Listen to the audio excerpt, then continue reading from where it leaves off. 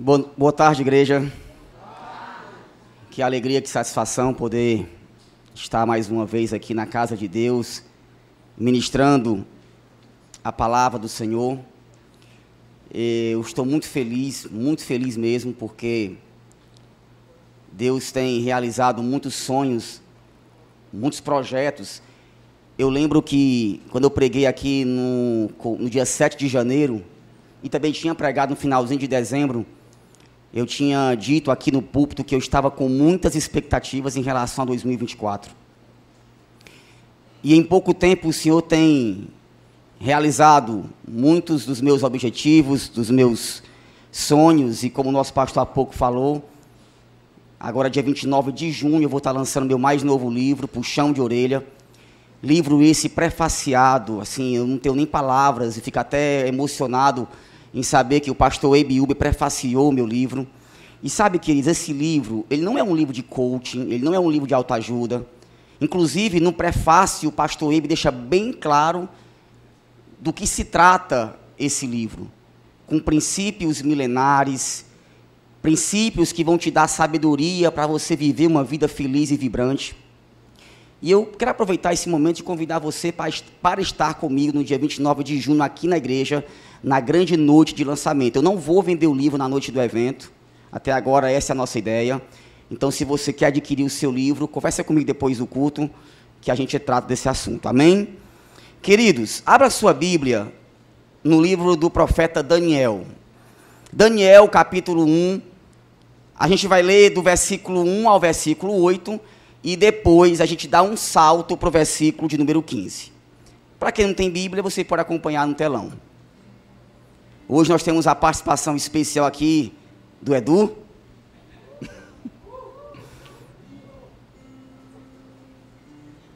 No terceiro ano de Joaquim, como rei de Judá, o rei Nabucodonosor atacou Jerusalém e os seus soldados cercaram a cidade.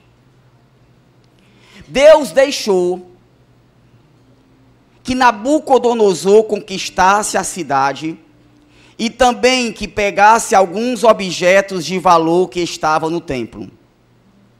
Nabucodonosor levou esses objetos para a Babilônia e mandou colocá-los no templo do seu Deus, na sala do tesouro. O rei Nabucodonosor chamou Aspenaz, o chefe dos serviços do palácio, e mandou que escolhesse entre os prisioneiros israelitas alguns jovens da família do rei e também das famílias nobres.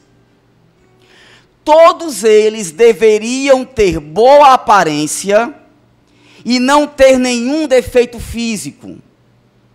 Deviam ser inteligentes, instruídos e ser capazes de servir no palácio. E precisariam aprender a língua e estudar os escritos dos babilônios. O rei mandou também que os jovens israelitas recebessem todos os dias a mesma comida e o mesmo vinho que ele, o rei, comia e bebia. Depois de 3 anos de preparo, esses jovens deveriam começar o serviço no palácio. E olha o versículo 6. Entre os que foram escolhidos estavam Daniel, Ananias, Misael e Azarias, todos da tribo de Judá. Aspenaz lhe deu outros nomes, isto é, Beltesazar, Sadraque, Mesaque e Abednego. Olha o versículo 8. Daniel resolveu que não iria ficar impuro por comer a comida e beber o vinho que o rei dava. Por isso, foi pedir a Aspenaz que o ajudasse a cumprir o que ele, Daniel, havia resolvido. E aí você pula para o versículo 15 que diz: passados 10 dias, os 4 jovens israelitas estavam mais sadios e mais fortes do que os jovens que comiam a comida do rei. Vamos orar? Pai, eu sou grato a Ti por esse momento. eu me coloco como boca de Deus aqui esta tarde. Repreende de mim todo o orgulho, toda a altivez, toda a prepotência. Que o Senhor possa usar a minha inteligência, usar a minha vida, a minha boca para falar aquilo que o Senhor quer comunicar a nós. Não aquilo que queremos ouvir, mas aquilo que o Senhor, de fato, quer transmitir para a tua igreja. Nos guarda e nos protege, repreende todo espírito de intimidação. E que haja no nosso meio hoje salvação, cura e libertação. Eu te louvo e te agradeço por esse momento. Amém, Jesus. Quem me conhece no dia a dia sabe que eu sou um palestrante. Eu trabalho com isso. Eu sei como motivar pessoas. Eu sei quais são as ferramentas para fazer isso. Eu ensino como fazer isso. E por que eu estou falando isso? Porque quando eu recebi o comunicado que eu estaria pregando hoje, automaticamente eu recebi vozes do além, vamos dizer assim, dizendo: olha, traz uma palavra de motivação. Olha, traz uma palavra que alegra o povo. Só que eu não sou um palestrante quando eu estou nesse púlpito. Eu sou um pregador. Hernando Dias Lopes diz que o pregador não cria a mensagem. Ele transmite a mensagem. Nada do que eu falar aqui hoje eu criei.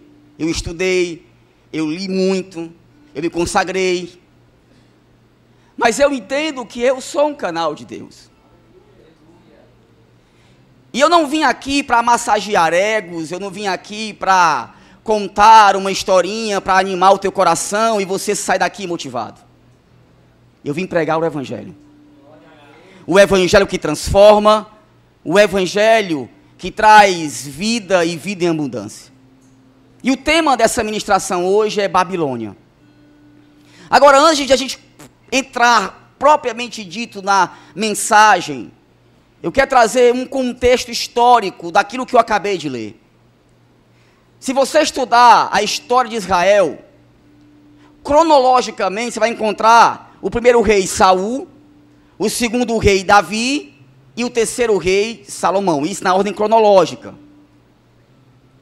Após a morte de Salomão, Roboão, seu filho, começou a reinar em Israel.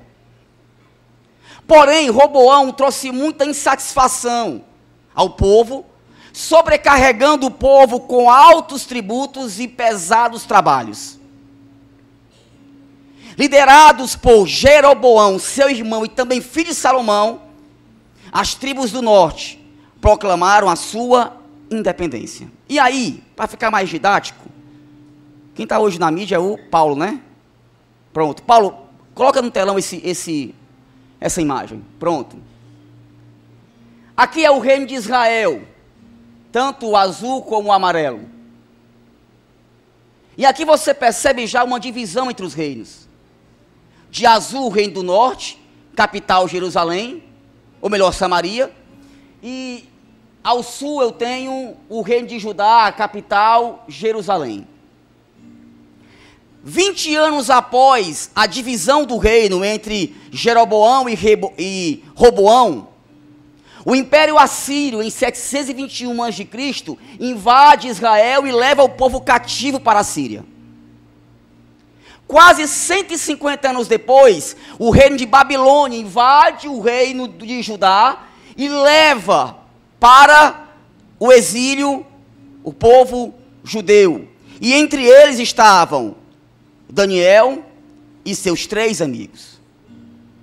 O povo de Deus estava exilado, cativo na Babilônia.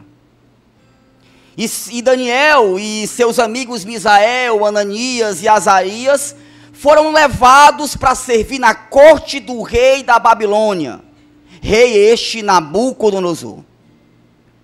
E é nesse contexto que eu quero trazer uma mensagem de ensino, repreensão e edificação que vai ser de suma importância para a igreja.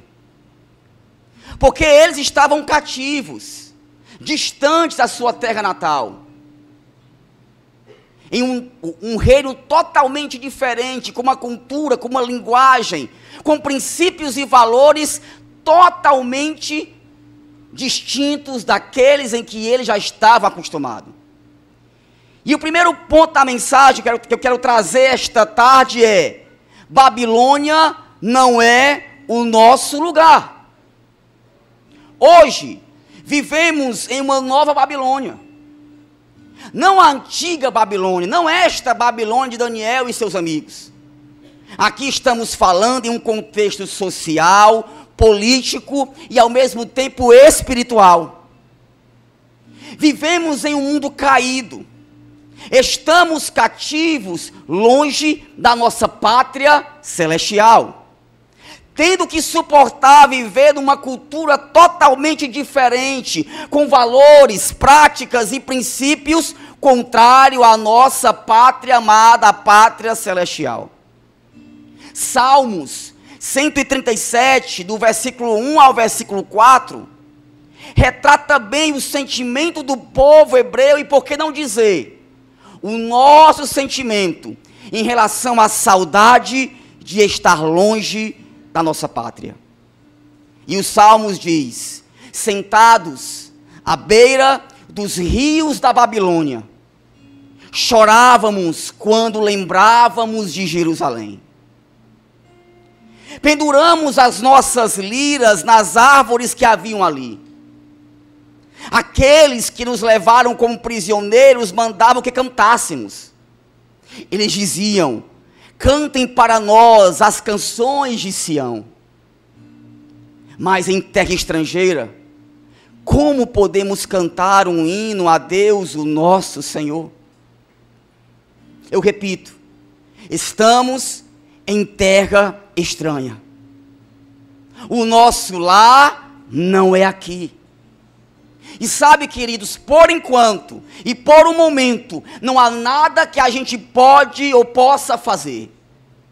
Nós aqui, como forasteiros nesta terra, vamos continuar indo para o nosso trabalho, continuar frequentando as nossas academias, tomando nosso café na pracinha, assistindo o nosso jogo de futebol.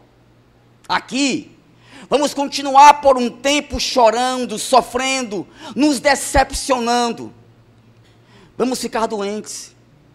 Vamos perder e sentir saudade de pessoas queridas que já se foram. Mas há uma promessa. Lá em João 14, versículo 1 e 3 diz: não fiquem aflitos. Creiam em Deus e creiam também em mim.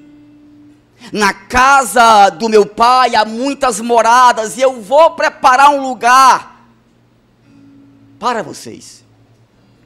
Se não fosse assim, eu já lhes teria dito.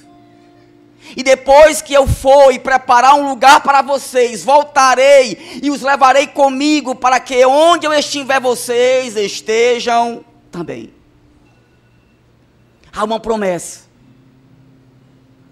Mesmo sofrendo, mesmo chorando, mesmo distante, lembrando com saudade do lugar que está sendo preparado e reservado para nós, além do Rio Azul, onde lá não há choro, pranto, onde lá o Senhor enxugará de nossos olhos todas as lágrimas. Hoje pela manhã o pastor nos contou que estava em um velório,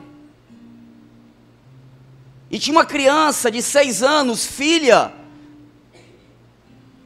do falecido.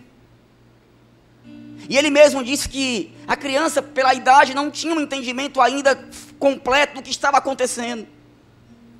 Todos os dias nós enterramos os nossos mortos. Todos os dias nós estamos cativos e presos às enfermidades. Quantos aqui não ficaram doentes esse inverno? Quantos aqui de repente já não foram desenganados pela medicina? Dizer que é fácil viver aqui não é. Também não era fácil para aquele povo distante, longe da sua terra. Mas nós temos uma promessa. A promessa que Cristo irá voltar e um dia estaremos com Ele por toda a eternidade. Mas enquanto esse dia não chega, nós precisamos estar atentos e alertas. Porque para o povo judeu, estando cativo na Babilônia, houve uma tentativa e um processo de aculturar aquele povo, fazendo com que eles esquecessem de onde vieram. Eu gosto muito de uma frase de um padre francês, Pierre de Chandry, que diz: não somos seres humanos vivendo uma experiência espiritual, mas sim seres espirituais vivendo uma experiência humana.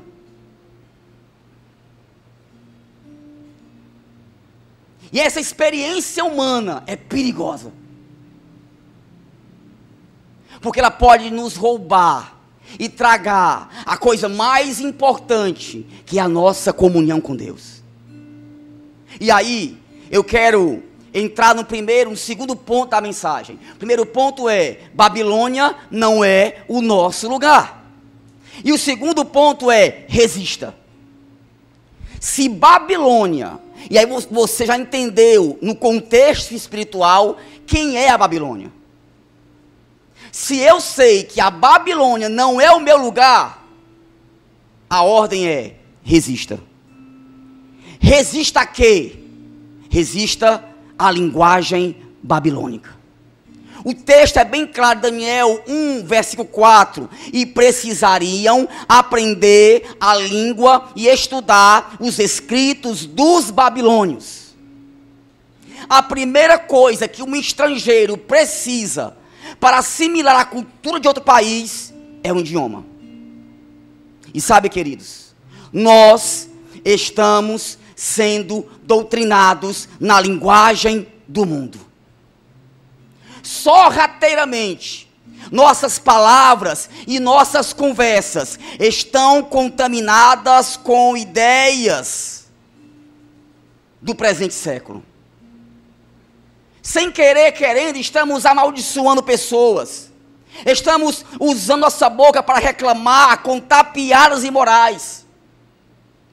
Conversamos abertamente sobre assuntos e até concordamos com ideias e filosofias contrárias à sã doutrina.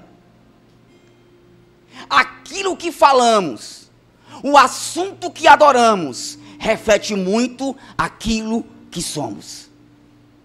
A maneira como você fala é um instrumento preciso para medir sua saúde espiritual, porque reflete o seu caráter.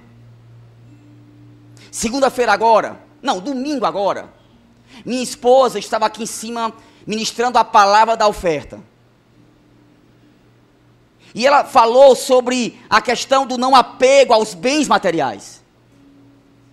Na segunda-feira, às 16h40, Jéssica vai passar um sinal verde e um rapaz em uma moto, achando ele que poderia passar no amarelo, se choca contra o nosso carro. Um carro com 1 mês e 10 dias de comprados, novo, zero.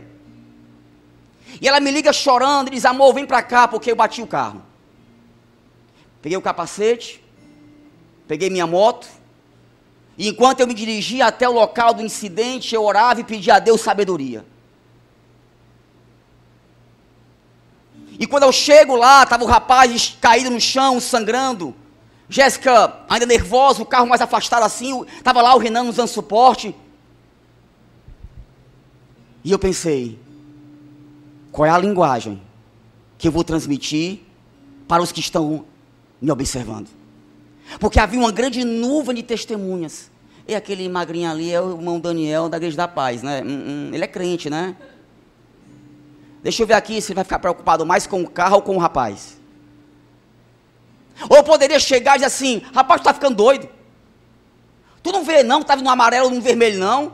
Meu carro é novo, cara. E agora? Tu vai pagar o prejuízo? Eu não falei isso, tá, queridos? Estou dando um exemplo que eu poderia ter feito. E muitas vezes a nossa linguagem é o reflexo do nosso comportamento diante do mundo. Se eu for aqui no Espaço Conexão e encontrar 3 homens ou mulheres falando inglês, eu vou entender que ali são ou americanos ou ingleses, no mínimo. Se eu ver ali 3 pessoas conversando sobre o italiano, com a língua italiana, eu vou logo identificar, são italianos. O que tu conversa? Os seus assuntos preferidos. O tipo de papo que você anda tendo com as pessoas. As piadas indecentes, imorais. O que vão pensar de você, de acordo com aquilo que você está falando? A sua linguagem está parecida com a linguagem do mundo? Olha o que diz Efésios 4:29. Não digam palavras que fazem mal aos outros, mas usem apenas palavras boas, que ajudam os outros a crescer na fé e a conseguir o que necessitam, para que as coisas que vocês dizem façam bem aos que ouvem. O primeiro comportamento de alguém que tem uma cidadania celestial e não pertence à Babilônia é a sua linguagem. Ei, você empresário, que tipo de comunicação, de linguagem você fala para os seus funcionários? Você empregado, que tipo de comportamento você tem na empresa? As pessoas enxergam pelo seu falar que você é um cidadão dos céus? Segunda coisa, resista à cultura babilônica. O texto diz, instruídos e ser capazes de servir no palácio. Ei, queridos, Satanás está disposto a mudar os nossos princípios e valores. O nosso modo de se vestir, as nossas músicas, o ambiente que frequentamos. E eu faço um alerta aqui aos pais, porque eu sou pai e tenho autoridade para falar isso aqui. Cuidado com aquilo que estão ensinando os seus filhos nas escolas e nas universidades. Eu lembro que há alguns anos atrás, eu fui para a festinha dos pais, foi eu e o João Marcos, e no ambiente que foi delimitado para fazer a festinha dos pais, de repente entra um homem vestido de mulher, com uma saia curta, uma peruca loura, todo maquiado, dançando, se rebolando até o chão, sentando no colo dos pais. O João Marcos, 6, 5 anos, olhou para mim e falou, papai, mas não é o dia dos pais? Ele de 6 anos estava entendendo aquilo ali. Eu peguei ele pelo braço, pedi licença aos que estavam ali e fui para casa. E lá eu expliquei para ele por que nós tivemos que sair mais cedo. Eu nunca vou esquecer a Duda, que canta aqui. A Duda é minha irmã, sobrinha, irmã. Cresceu como irmã.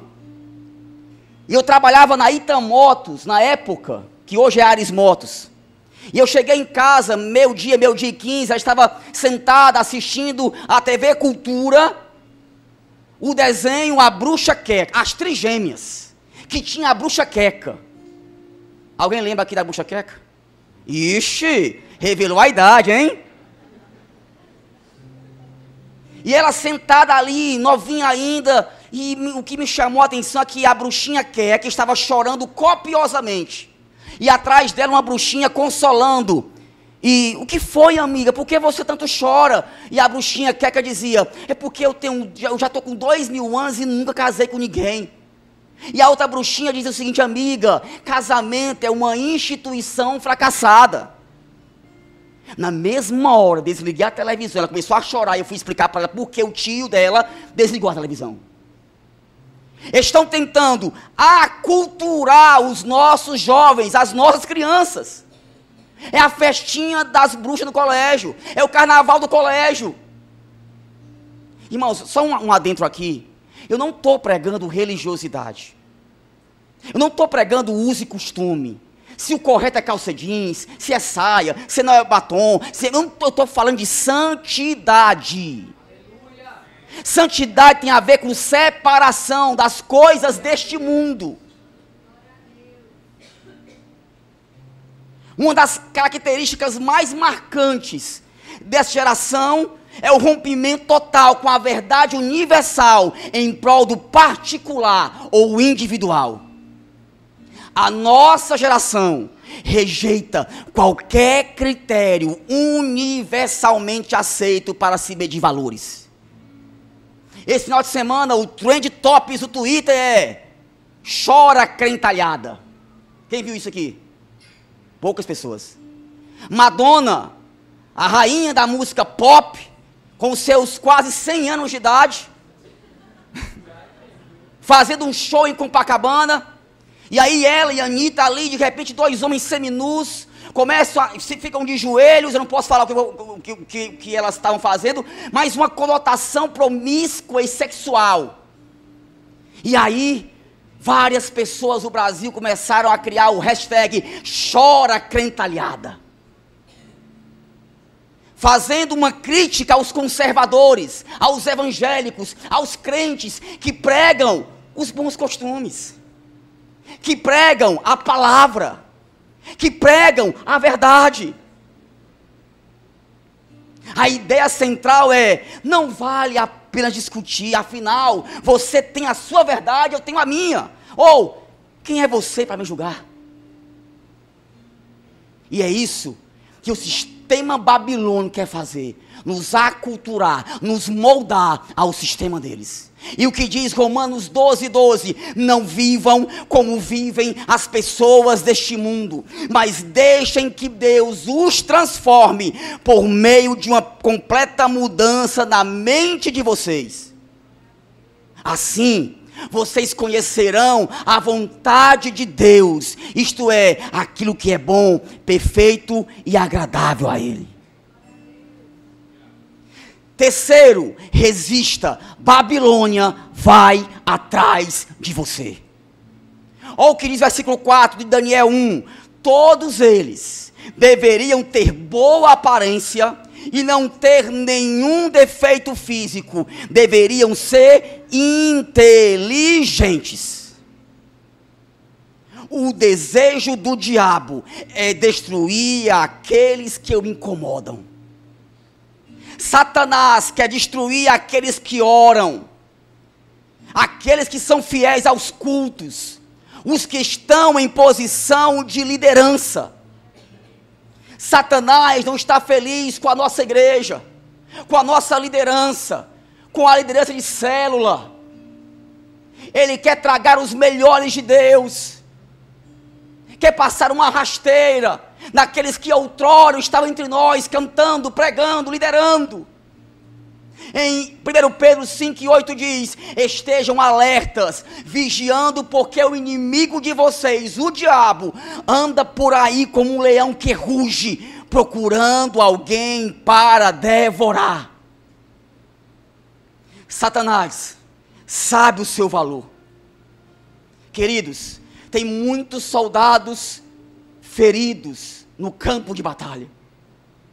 Um dia eu estava em casa refletindo um pouco e pensei: meu Deus, aqueles da minha geração, que outrora cantavam, que outrora ministravam, onde estão? Caídos, cambaleando, foram aculturados pela cultura deste mundo tenebroso. E talvez você pode dizer: ah, Daniel, mas eu sou forte, eu não perco um culto de celebração, eu sou um dizimista fiel, eu não perco um Tadel, eu não perco uma célula. 1 Coríntios 10:12 diz: portanto, aquele que pensa que está de pé, é melhor ter cuidado para não cair. Todos os dias eu faço uma oração ao Senhor e digo: Pai, não permita eu trair a Jéssica, não deixa eu cometer adultério contra a minha esposa, não deixa eu trair a confiança dos meus filhos, não deixa eu trair a confiança da minha célula, da minha igreja, dos meus pastores. Me conserva, me dá sabedoria para tomar as melhores decisões, porque todos os dias o diabo tem tentado minar a nossa mente das coisas que são do alto, naquele negócio: ah, mas não faz mal, ah, mas deixa de ser religioso. Por último, ainda dentro do ponto 2, resista. Babilônia quer mudar a sua identidade. Não basta ele querer os melhores, não basta ele querer mudar a tua linguagem, a cultura, ele quer mudar a tua identidade. Quando os jovens chegaram à Babilônia, Aspenaz, chefe do serviço do rei, mudou o nome deles. Preste bem atenção. Daniel, em hebraico, Deus é o meu juiz. Então, se você tentar alguma coisa contra mim, Deus é meu juiz, tá? Passou a ser Beltesazar. Baal é meu protetor. Ananias, no hebraico, o Senhor mostra graça e força. Passou a ser Sadraque, o Deus da lua. Misael, quem é igual a Deus, passou a ser Mesaque. E não tem uma tradução fiel do que seria Mesaque, mas com certeza faz alusão a algum Deus Baal, algum Deus pagão. Azarias, Deus é o meu socorro. Passou a ser chamado Abednego, Nabu, Deus do aprendizado e da escrita. E essa é uma estratégia antiga de Satanás, mudar a nossa identidade. Há uma ideologia satânica, formada dentro dos infernos, chamada ideologia de gênero, que não tem nada a ver com sexualidade. O intuito é roubar, é tragar a nossa identidade. Só em Nova York há 35 tipos de gênero. Você pode ser mulher, você pode ser homem, pode ser um cachorro, pode ser um cavalo, pode ser um banco. Não sei se você viu um vídeo aí no YouTube de uma jovem se vestindo de cachorro e andando no shopping center de 4 e uma pessoa com uma coleira levando ela e passeando dentro do shopping. E vai falar mal. E vai criticar. O diabo quer roubar o que Deus tem de melhor para ti, que é a tua identidade.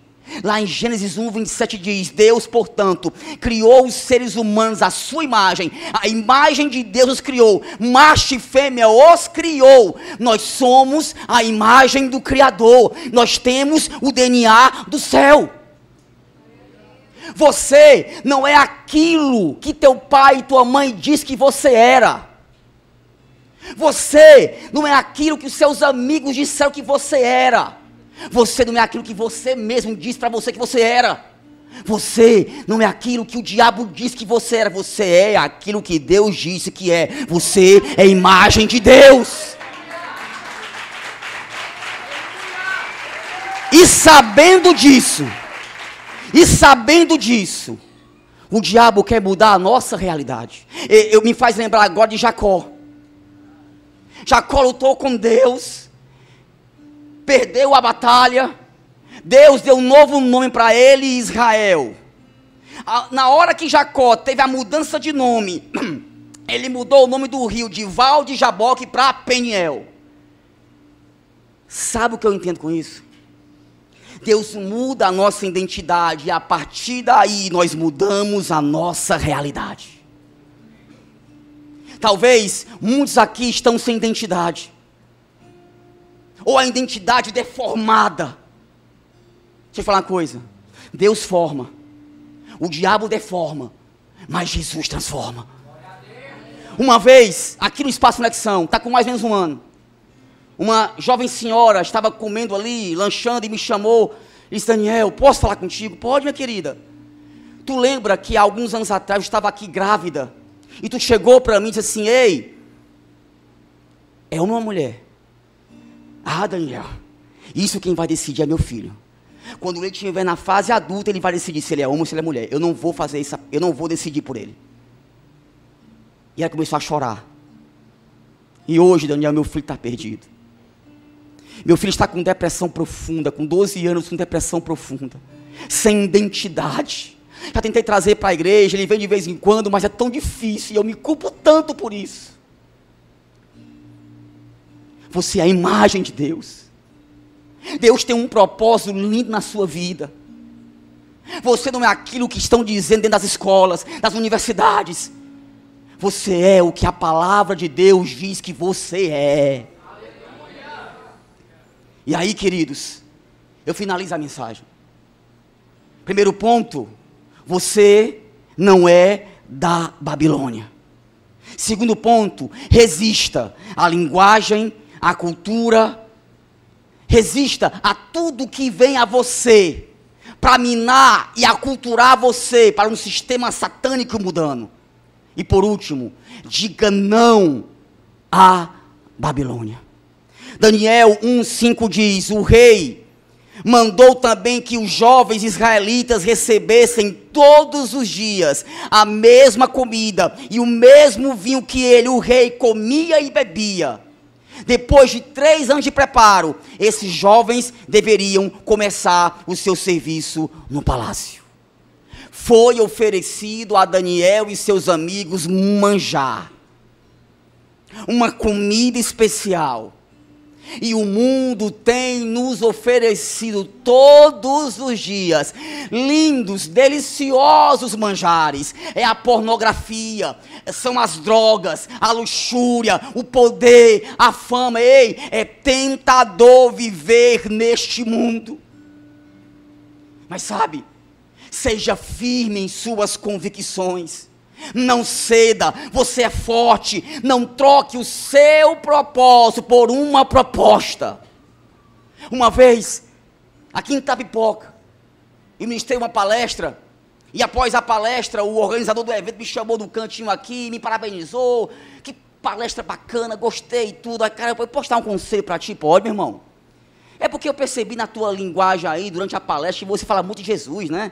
Aí cita para o apóstolo Paulo, a Bíblia. Olha, aqui é um conselho, evita, sabe? Porque aqui tem pessoas de várias religiões. Você pode, de repente, aí macular alguém. Eu deixei ele falar e depois eu agradeci a ele pelo conselho. E eu respondi: meu irmão, eu não posso deixar de falar daquilo que eu vivo. Eu acho interessante, pastora Rose, que os movimentos que tem por aí, que levantam suas bandeiras e defende as suas causas com unhas e dentes, suas convicções. E por que a igreja de Jesus está calada?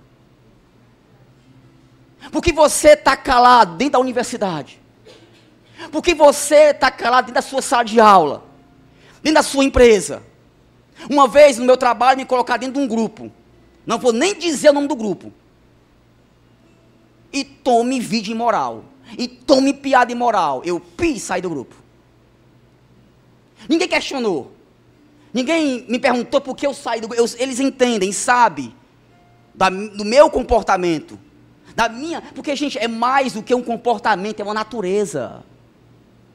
Nós temos a natureza de Jesus Cristo. Nós andamos segundo a palavra. Nós não andamos segundo um conselho de coach. Nós seguimos a palavra. A igreja da parede preta prega a palavra. Talvez você está visitando aqui e nunca pensou que um dia ouviu uma mensagem tão confrontadora como essa. Mas o nosso pastor, nossa pastora, tem nos ensinado a importância de andar de acordo com a palavra. Quando Golias investiu contra os israelitas, todos os soldados pensaram: ele é tão grande que nunca vamos conseguir matá-lo. Davi olhou para o mesmo gigante e pensou: ele é tão grande que não tem como eu errar a pedrada. Não se amolde à linguagem, à identidade, à cultura e os manjares da Babilônia. Tim Keller disse: se o seu Deus que você adora nunca discorda de você, então você deve estar adorando uma versão idealizada de si mesmo. E o que me chama a atenção é a parte A do versículo 8. Daniel resolveu que não iria ficar impuro. Tudo é uma questão de decisão. Eu digo para os meus discípulos, eu aconselho, eu direciono, eu puxo a orelha, mas tudo é uma questão de decisão. Nós precisamos decidir ser cidadãos do reino de Deus. Nós precisamos tomar a decisão de seguir aquilo que está escrito na palavra. E isso vai dar resultado. Porque em Daniel 1,15 diz: passados 10 dias, os 4 jovens estavam mais sadios e mais fortes do que os jovens que comiam a comida do rei. Sabe o que eu entendo? Para finalizar a mensagem, existe um custo da unção. Deus vai entregar o melhor dele apenas àqueles que estão dispostos a pagar o preço. E eu quero confessar um pecado meu aqui no púlpito da igreja. Por um bom tempo, eu achava que eu poderia pregar apenas lendo a Bíblia, lendo bons livros ou assistindo boas pregações. Quando eu entendi que não era a minha oratória, que não era o meu talento que ia fazer a diferença, porque talento comove, unção convence. Os dons que Deus tem te dado não podem nos impressionar, mas nos edificar. A verdadeira diferença naquilo que você prega não é o quanto você tem de conhecimento, ou da técnica ou experiência, mas sim o seu nível de oração e comunhão com Deus. Quando se prega sem oração, a igreja passa a ser enfeitada e não edificada, agradada, mas não santificada. Decida como Daniel: eu não vou me contaminar com a cultura babilônica. A partir de amanhã eu vou entrar no meu trabalho revestido da cultura da Nova Jerusalém. A partir de amanhã o meu trato com os meus empregados, com os meus funcionários, será um trato baseado na cultura da Nova Jerusalém. Porque Babilônia vai cair. Apocalipse 18, 1-4 diz: depois disso, vi outro anjo descendo do céu. Ele tinha um grande poder, e o seu brilho iluminava toda a terra. E gritava com voz forte: caiu a grande Babilônia. Agora, quem vive ali são os demônios e todos os espíritos imundos, todos os tipos de aves e feras imundas e nojentas vivem nela. Pois todas as nações beberam do seu vinho, o vinho forte do seu desejo imoral.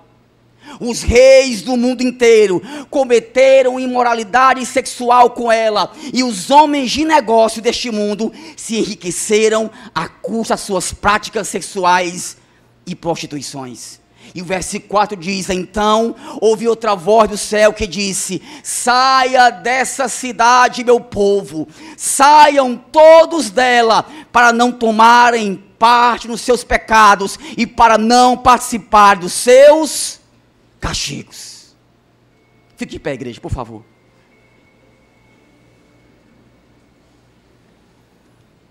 Eu poderia muito bem trazer uma mensagem light, coach, agradável aos ouvidos, mas todas as vezes que eu inventei trazer uma mensagem daquilo que eu queria, desculpa o linguajar, eu me ferrei todinho.